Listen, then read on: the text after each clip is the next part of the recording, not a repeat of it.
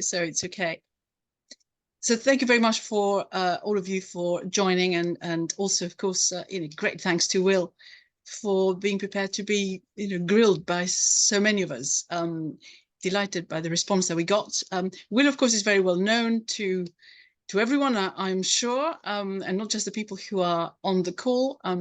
He is a very prolific journalist. He's a writer of books, including, of course, The State We're In, which made him famous all those decades ago. And he's continued to write a lot about the way in which the UK should be reshaped, reformed to operate better.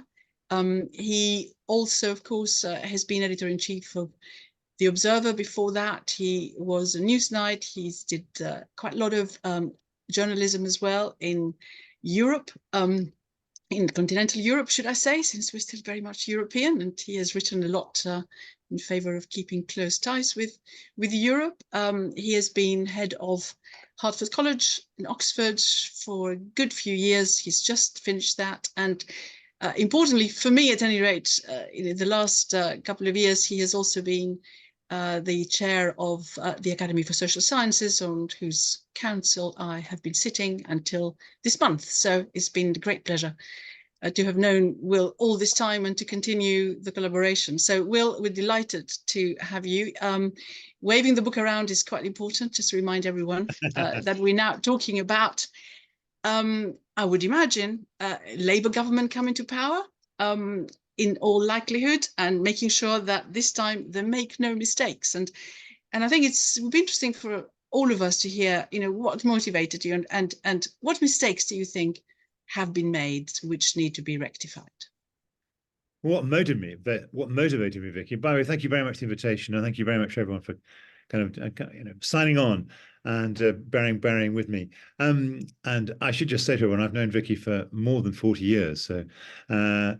But back to the point. The events of 2022 are what crystallized it. And I do think it's worth kind of just recollecting that in 48 hours, 57 members of Boris Johnson's government resigned, 4 trade envoys to bring the total to 61. An episode that hasn't happened in British modern political history. In fact, I can't recollect it happening ever in modern times. His graceless departure, and then the extraordinary 49-day premiership of Liz Truss. And it seemed to me to be the culmination of a whole confluence of kind of rotten things that had been happening kind of in Britain, which I root back, actually, you made reference to the state we're in, to 1979, the election of Mrs. Thatcher. I mean, the attempt to create kind of a capitalism which is self-organizing with as little state as possible, and kind of trying to do it, never pulling it off, had led to a series of catastrophes. Monetarism in the 80s, the Big Bang of 1986, 20 years of credit growth culminating in the faster than GDP growth, and the successive property booms culminating in the kind of property crash, financial crash of 2007-8, then austerity, then Brexit, all of them kind of propelled by this, desire to kind of try and create a kind of self-organizing capitalism in which regulation and taxation was as low as possible, never achieving it, of course, and self-defeatingly finding ourselves in a succession of terrible corners, culminating in Liz Truss. And so all of that, I thought, come on, we can't go on like this. And we can't, and in a sense, what had happened to Truss and what had happened to Johnson was the arrogance of which it was done by both politicians. I mean, their sense of entitlement, and ongoingly. I mean, I don't think Johnson really believes that it was right that he was deposed in the way that he was. And Liz Truss has written this extraordinary book. And I just thought, let's puncture it. Let's do my very best to kind of puncture it. Hence the title and the book. So this time no mistakes, is that a general advice? So whoever comes to power then, in other words, so it's not just for Labour, although I would imagine that they would be much more inclined to listen to some of what you have in the book.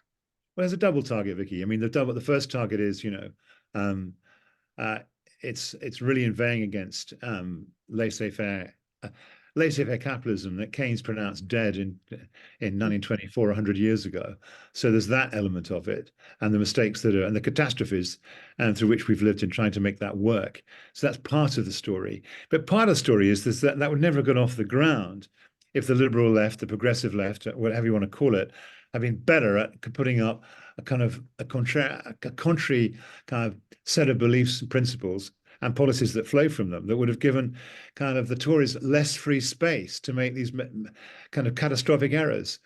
And part of the book is kind of historical. I write 4 chapters exploring kind of the ideas that successive thinkers on the left have had, whether progressive liberals, new liberals as they were called in the end of the 19th century, who I'm very impressed by actually, culminating of course in Beveridge and Keynes, and then the ethical socialists, notably Richard Tawney, Evan Durbin and others, who tried to kind of put together a democratic socialism that was blending an ethical socialism with progressive liberalism, and which I think is the heart of the Attlee government in 45-51, and which is the best way to answer the question, what does it mean to be a socialist? And when Attlee was asked, he said fellowship. And he may have, struggling to answer that question earlier in the week have been Starmer and Johnny Reynolds and Rachel Reeves.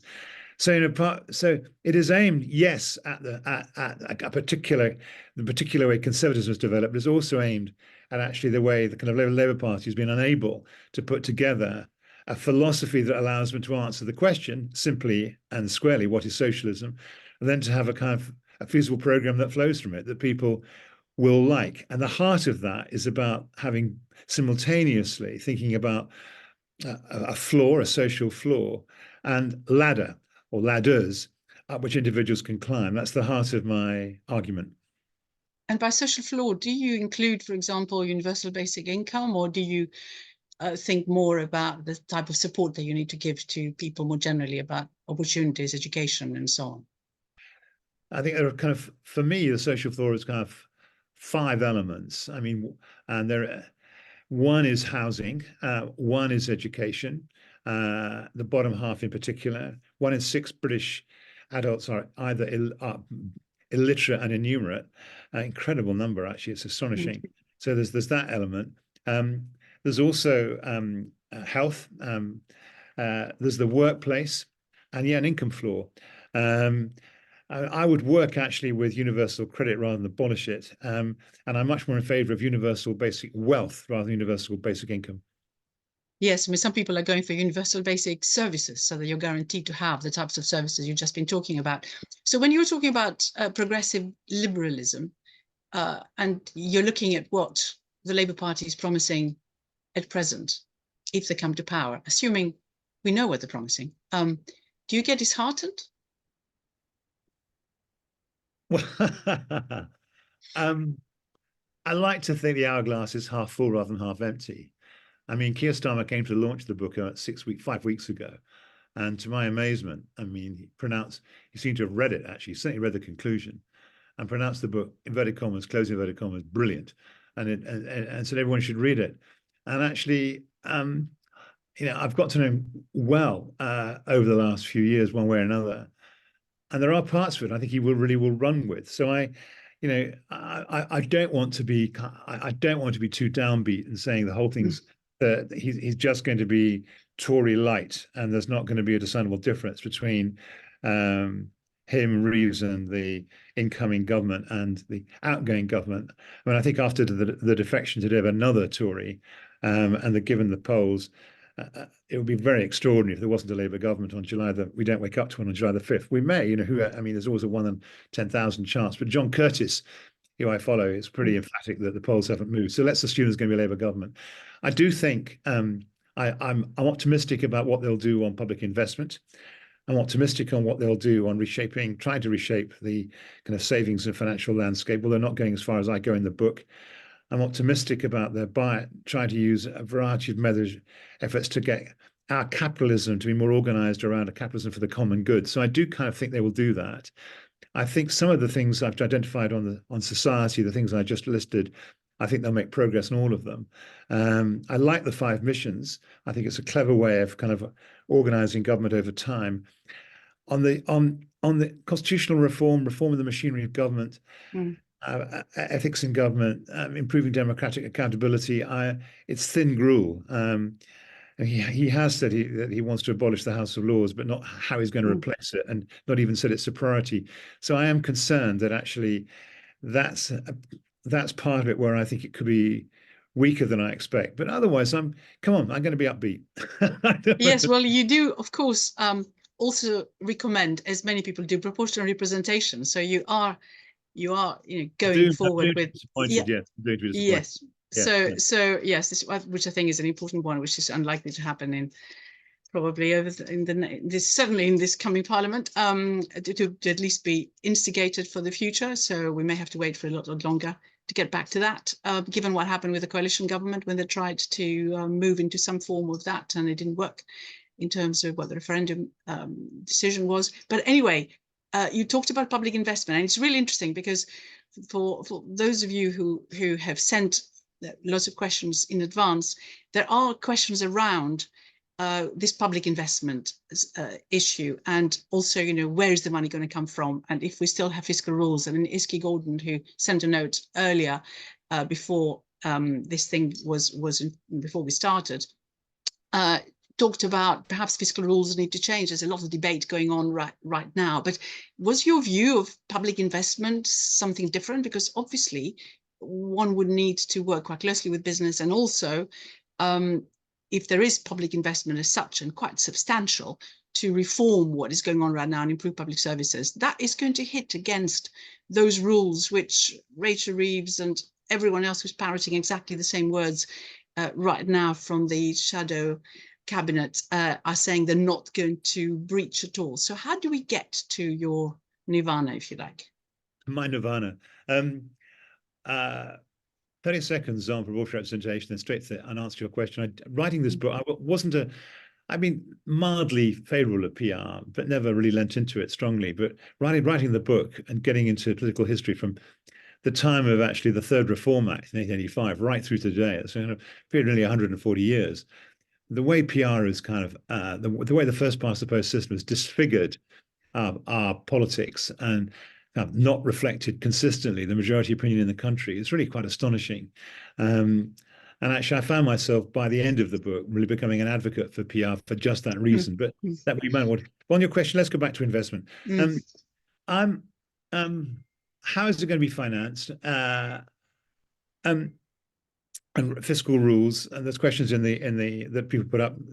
First of all, I differentiate, and here this is very mainstream. I differentiate between current and capital. I know there's areas which blur. There's parts of education expenditure, investment in human capital, which you could recategorize as kind of investment rather than current. But try and keep that differentiation going. Then next, how do you finance it? Well, I've got. I mean, my view is unambiguous. You have the fiscal rules. I would have two or three that I would foreground. Some of which, by the way, have been mentioned by Rachel Reeves in her May's lecture. One, I'm very strongly in favour of the public sector net worth measurements, kind of partly to kind of downplay this obsession with debt and debt to GDP ratios, and actually start talking about public sector net worth to GDP ratios, which, by the way, I mean, we are very net. We are with Portugal the weakest in the OECD. So does that help then? I mean, if we use, what that since does it's been going down, in fact. Well, I mean, it's partly been going down because public investment in the UK has been so paltry, and partly because we've privatized so many public assets. But I mean, I think that what you've got to do is you've got to kind of. I would like the run rate in public investment to be, it's currently 1.5% of GDP, or maybe slightly lower than that, 1.2, 1.3. And I want to see it up above 3. I mean, where it was when Labour left office in 2010. And you've got to build that up. And not frighten the financial markets while you do it. So you've got to have some plausible story. And I think the two elements of the plausible story. One, I think, is that you need to consistently kind of assure the financial markets that debt service as a proportion of tax revenues, won't exceed a kind of a figure, and I float the idea of 10% in the book, but it's currently around 5.556. You might want, but you'd want to never want to let it get close to 10.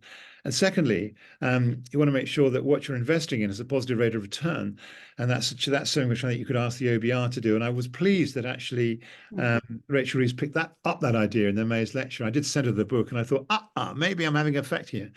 I think, but I mean. I'm hoping and I expect, and you can bring me back in 5 years' time if I'm still around. I mean, I'd expect the run rate of public sector investment under Labour to be certainly 1% of GDP higher, if not more. And once you've got that, you then have to have some kind of apparatus, some kind of, and they've talked about a growth commission. I'm not sure about that, but you need some kind of, and you're well placed to discuss what this should be, some kind of improvement in our governmental machinery to promote the kind of crowding in that you want from the business sector, the private sector, of the public investment that you're making. So if you go for, if you want to really get behind the national grid as it doubles the national grid, if you want to get behind a kind of major kind of improvement in our schools infrastructure or our hospital infrastructure or our road infrastructure, or kind of get behind levelling up, or look to try and identify centres of a regional or city-based agglomeration, you've got to manage that in such a way that you can assure private sector investors that others are doing the same, so that in a sense, you capture an agglomeration effect that they can build into their investment decisions, so that actually you're laying off the risk to a degree.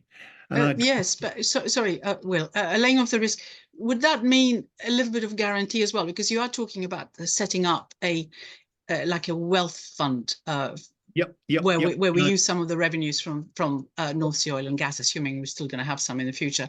Labour have been talking about this green prosperity fund, which is a sort of maybe a similar thing. But in order to get, also they're talking a lot about getting companies to invest in new ideas and innovation. Oh, you saw that. I just turned it off. Okay. Well, so would that require a sort of guarantee that which of course there's a risk that is going to cost the state quite a lot if we do that. I mean, we are paying right now huge amounts to guarantee prices in the renewable sector and in nuclear. So that's a cost, of course. There's guarantees and guarantees, Vicky. I mean, I'm could differentiate again between the two of them. I mean, that's part of it is about public investment, my economic growth program. Part of it is about reshaping the savings and investment system, credit system.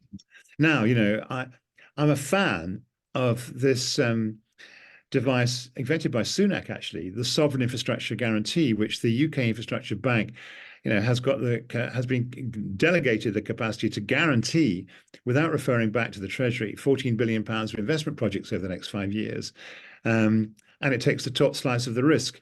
And as a consequence, I mean, some of the clearers, notably NatWest, but I mean, I understand Bank Santander and Lloyds are piling in as well, kind of really getting behind kind of private actors as they try to mount infrastructure projects. There's certain hurdles to go through. I don't see why that couldn't be trebled or quadrupled. I don't see why. I don't see why we couldn't allow the UK Infrastructure Bank to build up a balance sheet of, by the end of a parliament, £50 billion worth of infrastructure, and via the sovereign infrastructure guarantee. And actually, the experience in other countries is that, and the European Investment Bank, is when you offer these guarantees, is that, and the export credit guarantees, which is part of the story. Yes, we used to have, yes, and still do, yeah. And very small proportion of the very small proportion of the guarantees gets called. It only gets scored as public borrowing if it gets called. True. So I'm strongly in favour of that as a kind of a tool. Are you also in favour of another Conservative policy, which is Sunak policy rather, which is to encourage or force pension funds to become much more involved in infrastructure financing, and also investing a lot more in the UK than they do at present? Well, there is. I mean, I think there is we've got. I'm going to round numbers. It's not quite there, but there's £2 trillion of defined benefit kind of pension funds which have crystallized their assets and they're just running them off over the next 20, 30, 40 years, but still claiming all the tax benefits. And I would say I would make the tax, if they want to claim the tax benefits and the tax privileges, then actually up to a quarter of their holdings should be in UK equity. And you can devise vehicles, LTEFs and others, through which actually that could happen. And I do think the notion that overall DC funds, defined contribution, and DB funds, which together, you've got 500 billion of DC money escalated to be 800 billion in 3 to 4 years' time. The idea that only 2% of all UK pension fund assets, 2% of all UK pension fund assets is in one way or another UK shares, either quoted or unquoted, is incredible. I mean, by international standards, it's farcical. And actually, with the average number, it should be kind of closer to 20. And I mean, you say Sunak was good. Tories were tiptoeing around it, terrified of this kind of lobby by the insurance companies who are buying defined benefit pension schemes and make a lot of money from so doing and taking over the running of them. It's money for old rope what they're doing, and it's we should call time on that. And if you do that in conjunction with actually establishing this green prosperity plan or a wealth fund, well, however you like to call it, could have quite interesting relationship actually with the efforts in some in the city to create a pooled DC wealth fund. It could provide it could be a kind of investor of last resort. It could provide liquidity to kind of investment in unquoted securities. It could actually be an investor countercyclically, because one of the troubles with the venture capital industry is it's very cyclical, but it doesn't get involved at the bottom of the cycle at all. And so you could have a public fund that would do that.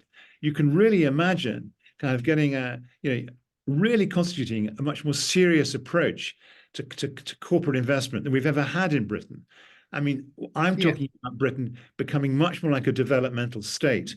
And these kind of and structures like the ones I've talked about are part and parcel of your ammunition. Okay, well, I mean, one of the questions that we had through the chat from Robin Stafford is that, hopefully this type of initiative might mean that the differential that there is right now in terms of what happens at both the FTSE 100 and FTSE 250 here, by comparison to other countries, might become a little bit smaller because we seem to have everything, quite undervalued in the UK. Do you see that as acting, and does it matter? Or do you see that as actually providing some support? I think it matters a lot. I mean, the average P ratio in which UK companies are selling off is around 2/3 of the kind of, it's 2/3, half actually, isn't it, of the average of US stocks, and something like 75% of the average of European stocks. And what's happening is it's meaning that it's very easy to pick up companies like the Royal Mail or Dark Trace, which has just been taken out by private equity and gone over to America. I mean, we're having a kind of tech stripping on a massive scale and corporate stripping on a massive scale, because our stock market is so lowly valued. And interestingly, I've noticed, and friends of mine in the markets are talking in these terms, and some on the call may actually know this, the UK stock market had a bit of a run from kind of 7,000 to 8,500 on the FTSE 100. And part of that is the expectation that a Labour government will start to fix our broken investment system. That's interesting. Sorry. The UK economy will be growing at 1%, 1.25% in 2025, and inflation will probably be 2-3%. Interest rates lower, so there's all that to go for. But over and above that, you've got this fix coming, and I think it's quite a big fix. And I'm certainly moving. I mean, this is off the record. Well, not off the record, but I'm just you're being recorded. I'm on the record. But personally, I think it's smart to buy UK equity at the moment. Actually, it's mainly because it's undervalued. But I have to say, it's undervalued and measures interestingly by a Labour government to put that right, which actually a Tory government has never got near because it doesn't want to be interventionist. Okay, well that is possible, although of course we've seen other stock markets do really rather well, all on the expectation of lower interest rates. So we need to, and also oil prices have been higher recently a little bit, so quite a lot of our FTSE 100 anyway is affected by that. So disentangling will be interesting. And if, however, I mean, just before I open it up, I mean, there are loads of questions wondering about Labour policy and so on, but private investment has still remained quite low. Yeah. And that, of course, needs to move and needs to move up very, very significantly. There have been lots of measures, of course, that the Conservative government has taken, such as with capital allowances and so on, and which they have improved quite significantly. The sort of thing that when I was working for the Department for Business, we would always suggest the Treasury to do, and they never would. So by mentioning the Treasury, one big part of your book is also about restructuring the governance of the UK and the civil service, and reducing the power of the Treasury. Do you want to talk about that a little bit before I open it up? And then I think we will then need to see what other questions people have, although I still have quite a lot in what I was said before. There's lots of people on the chat, but Treasury, and I just want to pick up this point about private business investment. I made this point in the state we're in, that actually one of all the international comparisons, the kind of required rate of return for British corporates to allow an investment to go forward was significantly higher than in comparable countries. And people, and the Bank of England and the Treasury and everyone said, well, Will, that's because of inflation, with higher inflation record. Actually, I always thought it was nonsense. And what's interesting, the Resolution Foundation in their Stagnation Nation report, which was published before Christmas, can also pick this up. That actually, and it's not. This is what's particularly interesting is that it's both ex ante and ex post. The expectation is that you want to get higher rates of return before you bring an investment forward in Britain, and ex post rates of return are running around up to a quarter higher than in comparable kind of OECD economies, and yet investment is lower. And what's happening is that we have a kind of business structures that are particularly hungry for profits, for high rates of return than their peers, and that's really constraining the levels of investment and actually leads to very interestingly defensive rather than aggressive business strategies. Anyway, why would I break up the Treasury? I really have come around to the view that actually, and you lived it, that it is. And I'm not sure that individual officials want to be like this, but actually, but collectively, it is so suspicious of public endeavour and the kind of Gladstonian view that actually, you've got to be a skinflint over public money, that it and so risk averse that it really, I mean, it was against HS2, it was against the M25.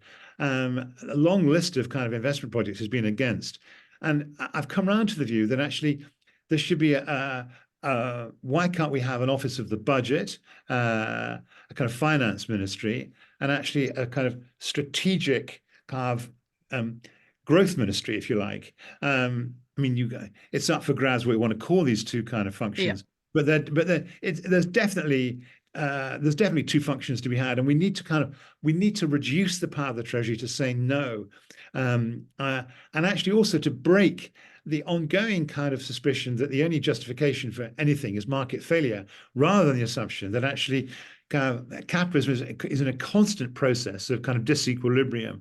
And the idea that there's a kind of equilibrium and kind of perfect market outcomes from which is kind of unhappily kind of defaulted from, which and is the only excuse to do anything about it, is a totally wrong way to visualize how you manage a kind of a capitalist. Yes. There is always a huge danger if you abandon market failure before you intervene, because then you can allow all sorts of things to happen simply because they're fashionable, or because you think they might be good in the future. So proper analysis there. But yeah, I take your point. Now, the Institute for Government had also done some work suggesting quite a structural change there as well. But given that we are going to have probably the first woman Chancellor, Rachel Reeves, and she will want to be very much in control of what happens, the chances of this happening and giving up some of the powers is probably not very great for the time being. But let's see what happens. So you should keep on saying it. Now, the thing is that we need to open it up, and I've been receiving some of those notes in the chat, but not all of them. So we need to perhaps just get more people to ask their questions. But I did have one from Joe Zamit Lucia, who is actually asking, do we actually therefore approve of having sort of more debt? Just call it something different. Public investment is good, but the economy will benefit. Let's forget about market failures. Let's just invest in the areas that we think are good to invest in, and propel growth forward, because we do need that growth. So we are talking about borrowing more, aren't we? Yes, we are. Okay, fine. I think that, yes, we are. But I just want to put this in perspective for folk. I mean, you know, Louis XIV couldn't believe it in kind of between 1702 and 1714. How could the puny kind of England, who just formed a union with Scotland, how could they put armies in the field of this scale? How could the French military and the vast resource of France suffer reverse after reverse after reverse? How could it be that England was outsmarting them? How could it be that it looked as if Britain was going to build an empire, not the French? Answer: we'd created the Bank of England to create debt, and actually, you know, throughout the 18th century and the 19th century, for large parts of the 20th century, the debt to GDP ratio in the UK was kind of well north of 200%, and after wars 300%. And you know, this country rose to preeminence and international greatness of its capacity to manage public debt well. And you know, this notion that I don't think anyone in the last 300 years would have piped up like kind of George Osborne and said, you know, we owe it to future generations not to spend a penny and to kind of, you know, cauterize the country. I'm not so frightened of debt as long as you ensure that actually the debt service is kind of is not threatening, and that does imply willingness, if need be, to raise taxes. Right. So do you think I do have this question. Does it mean that we will, can you answer this one quite crisply? Will we, should we be expecting taxes to go up under a Labour government? Yes. Yes. Okay, fine. That's, there was a question of that. Jill Morris had asked that. So, and if it was the Conservatives, would they have to do the same? Yes. I mean, yes. Okay. Yeah. That's fine. So because of course, you know, there's a lot of discussion in the chat about how do we actually finance and invest in our infrastructure. Now, everybody can, if they want to, show themselves. So on whatever it is, go to whatever the word is. Go on camera. And right, this time you can the book, everybody. Yeah, time to show that. Go on camera if you want to. And you can raise a hand if you want to, but in the meantime, I'm going to continue and go through the questions that are out there. There was a question about Europe, of course, as you would expect. So can we expect any change, or can we actually get the growth that we want? All these things that you mentioned, without, in fact, improving our relations with Europe or even going back in. Well, one of the things that the answer is obviously not. I mean, I think you can get some way, and I've been working quite hard to think through and getting a kindly hearing from some in the shadow cabinet. I mean, it's obvious that actually, and one of the things that kind of I find upsetting is the kind of, you know, this refusal to raise, you know, national insurance, VAT, or income tax, and also to say, you know, there's no case of Keir Starmer for the single market and the customs union. Well, there plainly is a case. I mean, and actually kind of denying it like that is kind, you know, it's rather like King Canute trying to kind of assert the tide's not going to come in. I mean, I do understand politically why the Labour Party want to take the line they do. I have hopes that in 3 areas they could make some progress step by step to kind of get a closer association with the European Union and promote more trade flows and more inward investment. One is, I think, that the big baggy defence pact that Starmer has talked about, Lammy has talked about, John Healey has talked about, and the Shadow Brexit Secretary, Nick Thomas-Symonds, has talked about, which actually is not only about defence procurement, but about energy resilience, food resilience, data resilience, data security, kind of would allow, if you sign such a pact and take it seriously, it could mean that all those areas of British GDP have to be within the customs union single market. Otherwise, the defence pact becomes inoperable. Equally, I think there's this interesting case for developing a European environmental community, kind of picking up Macron's offer on both on defence and on the environment he made in his big speech 2 weeks ago, modelled on the European kind of political community, in which again, the carbon border adjustment mechanism would have to be coming in the same time as the Europeans. We'd have the same carbon emission standards and the same regime in the UK.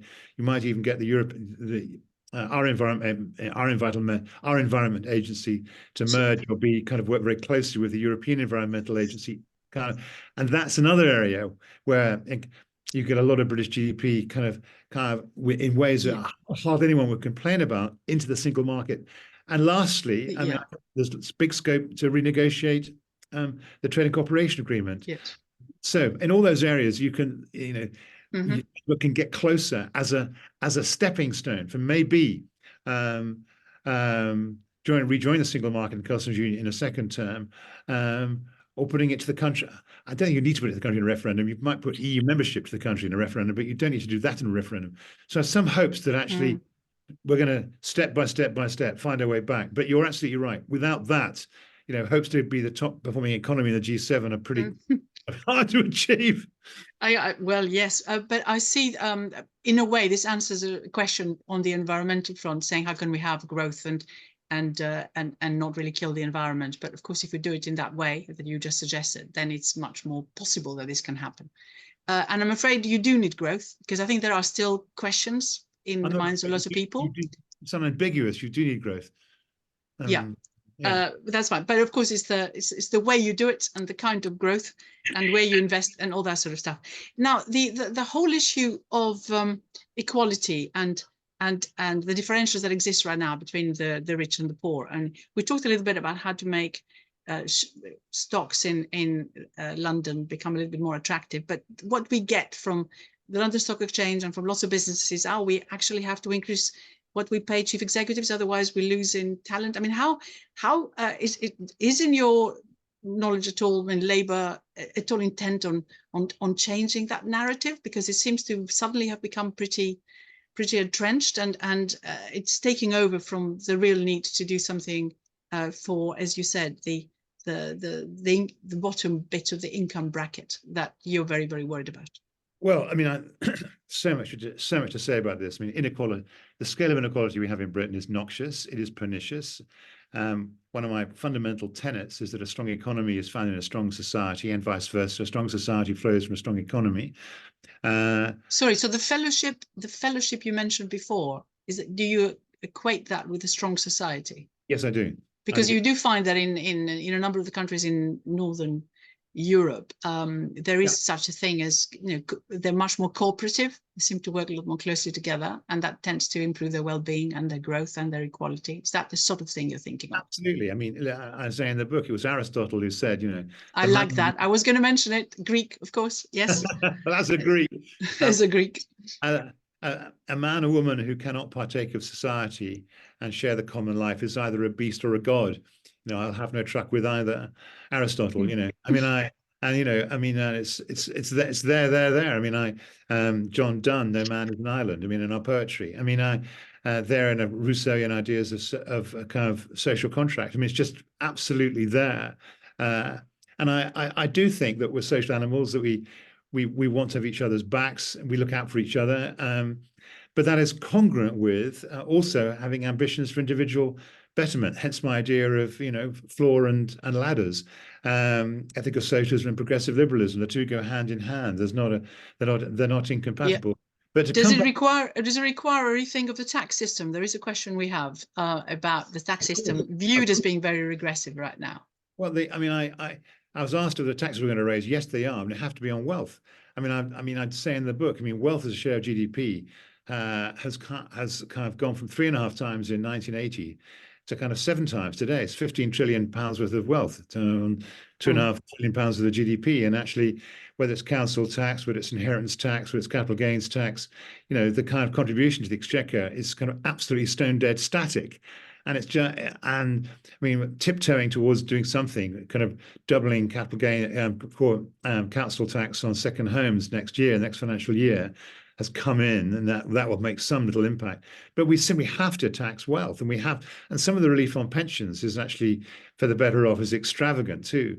So, I mean, there are ways in which the tax burden can be more fairly distributed onto the shoulders of the wealth. And again, I mean, it was Francis Bacon who says, and I love this, it's Francis Bacon, the great English philosopher, he says, and any farmer would recognize it, wealth is like muck. It's of no use unless it's spread around. And, I mean, sharing wealth around is kind of fundamental. I'm in favor of universal basic wealth, actually. I thought the asset-based welfare. Yes, as you said, which is very good. Yeah. So are you quite a lot of what, I mean, Radix, as you, Big Tent, as you probably know, we've started a commission on housing, and of course, there all this discussion now about sort of levelling up. And if you look across the UK, there are serious problems in loads of areas, and nothing much is happening. Not enough is being built, and all that sort of stuff. It does increase the inequality and problems about mobility of people, and also keeps housing associated with the worst health and everything else. You say a little bit about this, but so there's a question. There was a consecrated to it. Yeah. Yes, yeah, absolutely. So is that very much part of sort of fundamental rethink and reform that needs to happen? And in a way, given the question that was asked before about inequality, is that right at the heart of the problems we have? I do think so. And whether it's property being treated, whether it's regarding property as not as a place to live, but an asset, a tradable asset, the way the banking system uses property, insisting on kind of as collateral for small business, and kind of all of that. But that's only the tip of an iceberg. You go, where do we start? I mean, homelessness, that's stunningly high. Council house sales without replacing council houses. Planning law, everyone knows the story. I also think the 1961 kind of Development Act, in which local authorities have to compensate kind of property owners, not for the value of the land as it is, but the value of the land as it might be developed. I mean, God. And on we go, really. I mean, I discussed leasehold, freehold. I mean, I think the mortgage system and the way it works, and we should backstop our mortgages with something like Freddie Mae and Fannie Mac. I mean, it's kind of wherever you look. I'm not in favor of rent controls, but you have to have some system for kind of giving tenants more security than they currently have. I mean, a little bit, yeah. It did. The latest thing, it didn't happen, of course, the security they were hoping, because of the announcement of the election suddenly. So maybe Labour will reinstate all that, and I think they said they would. The bill that was supposed to be going through. So yes, you do, and I think this is a very important part. Can I ask, because we're going to have to finish in about 5 minutes or so before I can pass on to Ben. Because I can only see a very small part of the screen. I've no idea whether anyone has been raising their hand or not, and maybe if anyone else can see, they can tell me. But I wanted to ask quickly about skills in universities. You have quite a lot here as well. I mean, obviously there's so much going on right now in terms of the scrapping supposedly bad courses, the apprenticeship levy or more apprenticeships, which isn't apprenticeship levy not being liked by anyone very much in business. Then you have new apprenticeships perhaps being developed and so on. Do you have? We haven't heard a huge amount, I think, from Labour in terms of what they might do, particularly on the university front. And also, of course, the further education colleges, which when I was in government were cut very, very, very significantly, and thereafter even more. Any comments on those? Because we had a number of questions about the importance of our universities that we are perhaps, that full well since you were running a college at Oxford, and you've been involved throughout your life anyway. Yes. Yeah, absolutely. Well, look, there's so much to say in so little time. And I'm not quite sure where to begin. I do think that if you're a middle class kid, and mainly our middle class kids who want to pass at university, the supply of university places is uncapped. As long as you get a student loan, you can go. There'll be a place for you. And that's not the story for either apprentices or places at FE college. It's all capped. I mean, it's an unbelievable class bias. So are more or less doctors, numbers of doctors coming out. I mean, that's another shocking story. Shocking. But anyway. Shocking. I'm absolutely, absolutely. It is just, it does take your breath away, actually. So there's all that. Then, I mean, what's happened to FE is kind of incredible. I mean, the story of 1 in 6 illiterate, 1 in 6 enumerate, and kind of the funding of FE colleges, kind of partly by the state and partly by the private sector halving since 2010, which is a story in the FT of the weekend. I mean, it was worse even than I had put in the book. And so there's that to be kind of attended to. I've always thought, but it's slightly kind of a second order issue. But I don't like the shadow of over mighty private school system, which I think kind of distorts kind of education priorities in favor of A-levels and the kind of academic and valorizing that rather than the vocational, apart from all the issues of fairness and kind of queue jumping that private school education kind of inevitably creates. But it is, and lastly, I mean, Liz Truss and many Tories like to point the finger to Singapore. But I mean, one of the things I know. Well, that's been used. It's been used so often. Hang on, all the period of Brexit, Singapore for some reason was always mentioned as the thing we should be going for, giving us all the freedoms to do what we like. But sorry, I interrupted your Singapore story. I mean, the idea that you pay teachers scarcely more than kind of the average wage. Well, it's the whole thing about values, though. Somebody did ask, so we don't value those jobs obviously sufficiently in this country, or carers or anything like that. So that whole thing needs to change, which I think you have something about that in the book. Look, I mean, it's astonishing again. I mean, people on the call, I mean, isn't it amazing that the teacher workforce turns over every 5 years?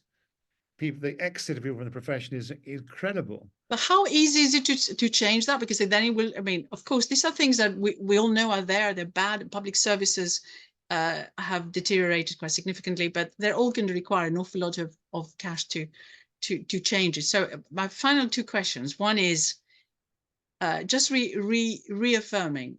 We will need to borrow more, and we need to raise taxes, and we need to improve all these things. But also we need to get growth going. I presume this is your general, but it does require reform of the system. It won't happen by itself. It's absolutely. I mean, whether it be how the state kind of manages the public-private relationship as you try to get investment going, the developmental approach I've described, the reshaping of the savings and credit landscape. That's very important. That and I am talking about increased taxes on wealth. I mean, taxes on income are kind of high enough. Although I have to say, you think right at the very top. Well, I mean, to tell the truth, I mean, tax receipts to share of GDP. I was looking at it, I mean, we still remain the lowest in Europe. And it's not as though our economic performance as a result of it has been so stellar. But I think you'd have to start with, I mean, the fact that council tax is based on 1991 values. If that's still the case in 10 years' time, we're living in a failed state. I know. Can I ask a final question then? Ben is probably going to get quite agitated if we don't close it soon. The bit that I liked a lot about the book is your ranting about regulators that are there. Because if I had my way, I would abolish them all. and just put a lot of, because I think there's been so much, and it's been recorded, but I'm sorry for my ex-colleagues, there's been a lot of regulatory capture that's taken place. And the point you were making about the fact that businesses here are very much focused on just making the profits and perhaps distributing them as dividends or buying their own shares back rather than doing anything like investing. And the fact that they are all allowed to do it, in particular sectors where there are monopolies. I mean, that you do talk about quite a revamp of the duties of the regulators. Absolutely. I have a kind of, yeah. I mean, it's part of my kind of reform the state agenda is reforming regulators. I want them to be, I want to be absolutely clear what a regulator's purpose is, which I don't think is the case. Yeah. I think they should be much clever and smarter about their interventions, tiered, so that people who offend, understand that there's kind of a tiered approach to the to kind of wrongdoing.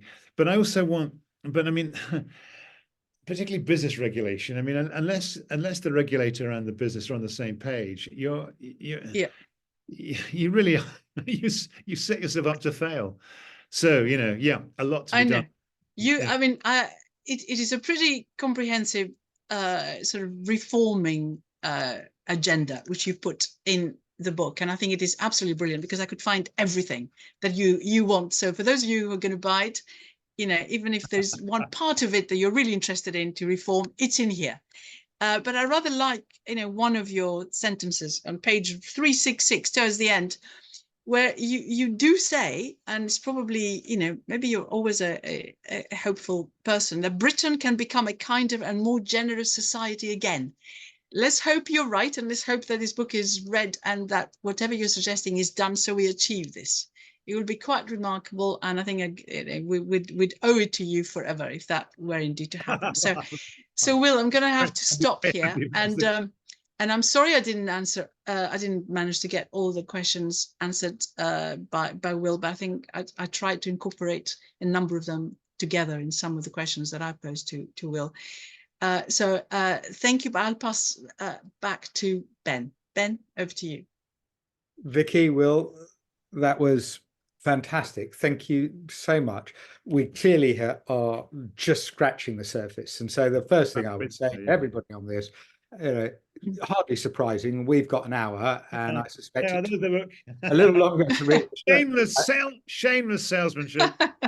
Well, I've got one. I was just about to get there. Do buy it before the end of this call. You'll see the link in the chat, and if you do so with Hutton 15, you will save yourself 15% of the cost of the book. What I suggest you do with that is you use the other link in the chat to donate to Radix Big Tent to allow us to do more of these sorts of events. And after all, that won't be costing you anything more, and you get one of Will's books in with it. Well, no, genuinely really enjoyed that, and a real tour de force. One of the other projects which Radix Big Tent is running at the moment is called New Capital Consensus, which is looking at how we reform the investment system. I see our chair, Ashik Gupta, on the call, and it sounds to me we should definitely be talking to you about that too. So I'll look forward to picking up that conversation with you. One of the other projects we're running is around housing and how we find the funds to be able to invest in capital investment needed for housing. And for those of you who haven't yet had enough of Radix Big Tent, on Monday between 1 and 2, we'll be interviewing Kate Barker by Vicky Spratt, who is the housing correspondent on The Independent. We'll be interviewing Dame Kate Barker. You will know her name as the person who wrote the Barker Review, the report on housing supply, and she is now heading up a commission for Radix 20 years on to say, what do we now do? And I suspect similarly setting out an agenda for the Labour Party. So lots of great stuff coming up. Thank you again for your time, Will, Vicky, a brilliant conversation.